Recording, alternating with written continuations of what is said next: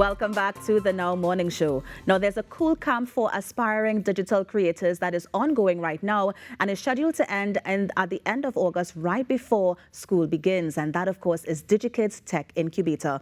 And the ongoing Digikids Vacation Camp is a free hybrid technology camp that will cater to 1,000 students during the school vacation. And so joining me to talk more about it, we have the director of the Restore a Sense of I Can, or RSC, Mr. Randall Sinanan. Mr. Sinanan, good morning. Thank you so much for joining us on Now.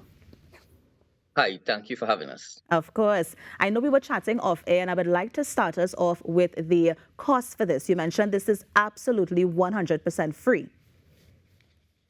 Yes, it's free, but we are in collaboration with both the Digital Foundation and the Digital Business.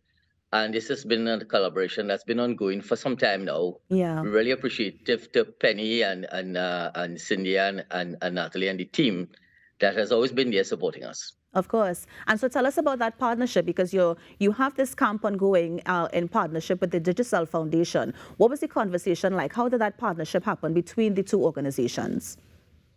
Well, it's both Digital Foundation and this particular one, Digital Business, is involved, which is really cool, because some years ago we would have come across the foundation because we operate in the same space, because they are a telecommunication technology based company, and we are an NGO that focuses on the infusion of technology in education. So there were a couple of events that was happening, and we sort of crossed paths and realized that we had shared interests.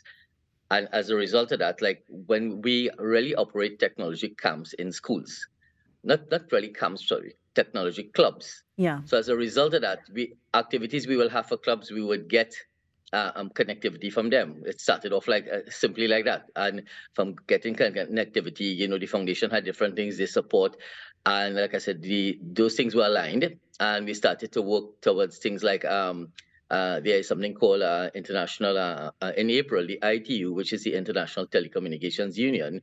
They have that declared as Girls in ICT Month, and they have a day for it. So Yeah. it's steamrolled from those things, and now it's steamrolled into the camp, because during COVID, we have a lot of traction because of kids at home, they don't have things to do.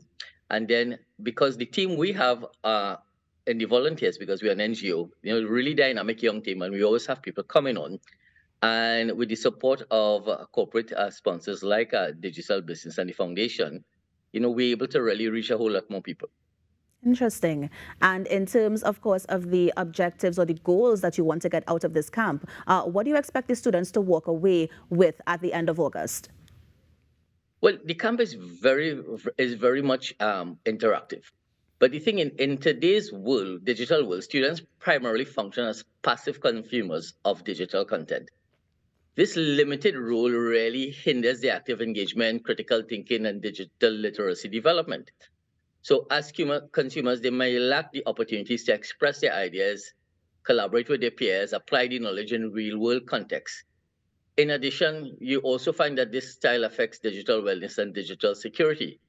So it really aims to address the issues with students to become creators in the digital realm.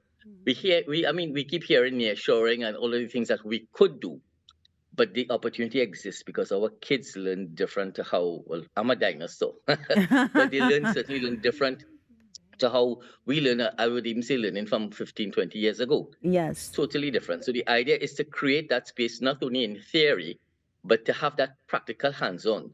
And this collaboration is something that really enhances those things, because especially during the vacation time, how much time to go to the beach. I mean, I wish I could go to the beach every day, but I don't live close to the beach and carry my kids when they were small. So there's an opportunity for that interaction. Actually, today, the San Fernando North Community Center, we have a list of it's a live workshop that's going to run from 8 to 2. So we want to encourage parents to still bring their kids down.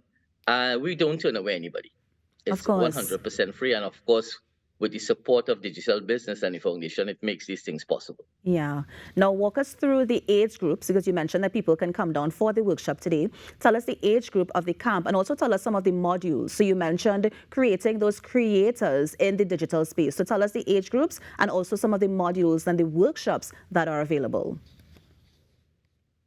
I'm sorry, I didn't hear your question. I think I wasn't hearing your audio. Sorry about Can that. you hear me now, Mr. Sinanan? Am I Yes, clearer? yes, Yes? 100%. All right. Yes. So this one is a So, two-parter. Tell me the age group of the camp and also some of the modules or workshops, some of the things you'll be learning over the course of the next few weeks. all right, great. So the age group, it could start from 8. Like I said, we don't turn back anybody, but younger than that, we find that they may have issues with distractions, but could go straight up to 15. And we sort of divide it up into like 8 to 10, 10 to 12, 12 to 14, so that, we sort of have groups in which we could manage. So things that they'll be exposed to, things like robotics, using robotic kits, dive into the world of robotics as they assemble the kits. There's something we can use called Lego Mindstorm and a couple other things. So it really gives the children a hands-on way in which the robotics is applied. We have a drone displays. We have snap circuits, which is something like building simple electric circuits. But it's things that they would see and probably see in the book or learning in the classroom, but the actual interaction with it. We have something called augmented reality, which is just drawings coming to life. We have both virtual reality, in which they immerse in the 3D world, and we have digital media, in which we teach the kids how they can use. I mean, everybody uses a smartphone, but could they use it in a way that expresses or what they want to say? So there are a lot of those topics. We use the Internet of Things, which is really taking a lot of data and showing them how this data could be applied. And of course, the topical thing now is artificial intelligence. Sometimes people might say it's good or bad. I think it's neither. It's how you use the tool. So I saw a quote recently. You shouldn't be afraid of artificial intelligence. You should be afraid of somebody who learning it. That might be the person taking away your job. So not only from the point of view of jobs, because it has an implication for your profession Yes, also, it does. but Yes, it look at it. does. So look at it. How can we use this tool to better what we do? Yeah. We have kids coming out, they want to see a next step. Sometimes the next step may not be clear, because in my days, is lawyer, doctor, engineer, and an accountant. But now kids could probably come, they're probably in school. And because of digital, the age we live in, they could actually be doing something and probably even earning income because of the digital world we lived in. But Mr. of course, Sananan, I must all say you describe yourself as a dinosaur, but your thinking is certainly not, because you understand the power of technology and how the younger people can channel it. And so I appreciate that from you as well. Now, in terms of the camp, I mean, what are you hoping to go with this? Do you see another iteration coming up maybe at the end of the year or even next year, or is this a one and done with the Digicel and the RSC?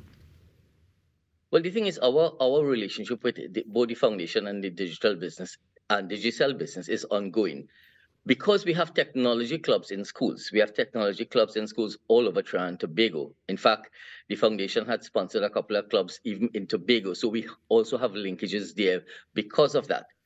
So the clubs, each club, like for example, some schools they may want to do PC repairs. Some schools may want to do web development, or some schools may want to do gaming. So the continuation is, once the term starts, the clubs in the schools will now take what we have here, because we have ongoing camps in addition to this camp here online, where we have students logged in not only from Trinidad but across the Caribbean. So there's a continuation when they go to school. The ones who are interested, they get involved in the club activities.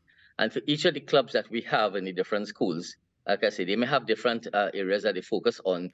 And we just find, like, for example, if it's PC repairs, we find who's the very best in that area. We come and we align them to the club. Yeah. If it's for example, we do some work with some other IT companies, we bring them in because that's what that particular club align with. If it's gaming and they want to do, like for example, esports, we got permission from the ministry to actually run esports, because there are only 11 players who could play intercol, but esports you can have everybody involved. Yeah. Mr. Sananami, thank you so much for joining us this morning. With the little time we have left, please tell us how we can get in contact with the foundation, of course, with the RSC, and also how parents can get in contact, especially if they want to bring down their children for the last few weeks of the camp.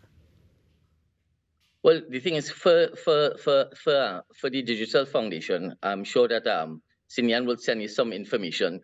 But it's really digital. Like I said, this is a collaboration between Digital Foundation and the digital business. Right. For us, they could go on Facebook and they could look, just search Restore dash RSC, and they'll find us on Facebook, and they'll see the listing of the places where we're going to be over the next couple of weeks, and there'll even be some links if they want to join up at this stage to get onto the virtual sessions.